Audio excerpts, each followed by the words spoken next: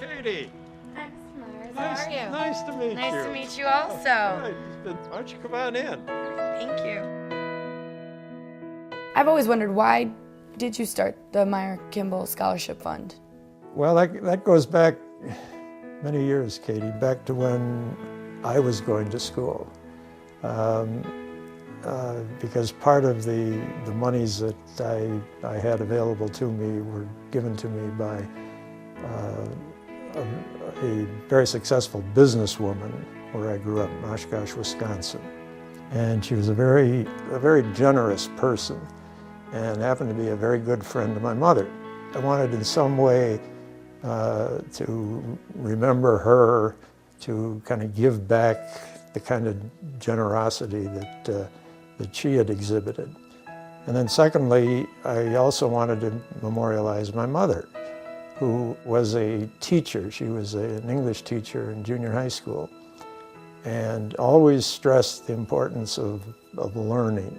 I was always taught by my father that education was a way of life. You know, you needed to get your education to further yourself, your family, and to really live a productive, happy life. Learning was the most valuable thing that he could instill in me. My dad wasn't a college graduate, neither was my mother, and they both wanted to make sure that I had a better life than they did. When I was going to set up the scholarship fund, I thought about several alternatives. The first one that occurred to me is, well, why don't I do it for my old high school back in Wisconsin? But then I thought, well, no, because I really want to be involved with this in some way or other. The second option was, obviously, I'd give it to my college, but you know, I wouldn't be personally involved there either. So the foundation was really a perfect way to do this, where I could be involved with the scholarship committee and have some contact with recipients like yourself. So it was a very rewarding way to do it. Would you say that you feel that the quality of the recipients are who you would want to see the money going to and using in the proper? Absolutely, absolutely. It's just amazing the quality of the students that apply and receive these scholarships. I mean, they really are top-notch people all the way around. They're good grades, they're involved in their community, they're involved in their school, and based on the recommendations that we see, they're really good people. The piece in the Hartford Courant, where you were featured, the picture. Well, I was interested, though, in your comments that in Hartford, it's very difficult to get the girls to participate in sports. It is. It very much is. I mean, I know that I'm trying to get more programs involved to get for the girls, and there are some there, but they're not being pushed as much as I think the boys athletes. I think a lot of it is just putting it out there for them. I mean, working with them. I had, with my soccer program, only started with 18. I have sign-ups today. I had 38 girls sign up. So it's starting to get the interest in there. And being at Classical, we are lucky because we'll get tickets donated to the Hartford girls games, University of Hartford.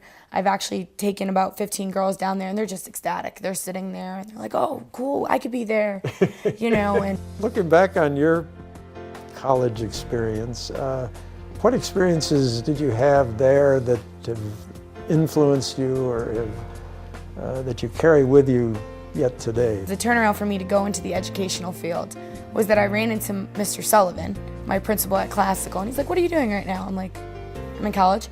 And he's like, good, what are you doing from 2 to 4? I'm like, Mr. Sullivan, I'm in college, I'm doing nothing. He's like, well, no, you're not. You're coaching my middle school basketball team. Is that right? And, you know, it's funny because everyone tells you in high school and throughout colleges, you never know what you really want to do until you kind of get thrown into it. And I just got thrown into it, and I keep finding myself into the educational field. My dad and I have the best relationship that I could possibly ever ask for. He's been there through the tough times, through the best. He's pushed me.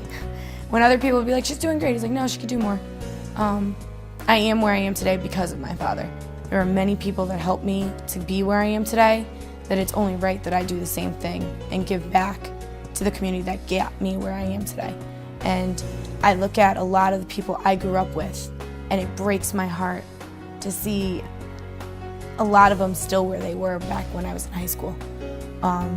Or, you know, just so much potential and just were never able to meet it.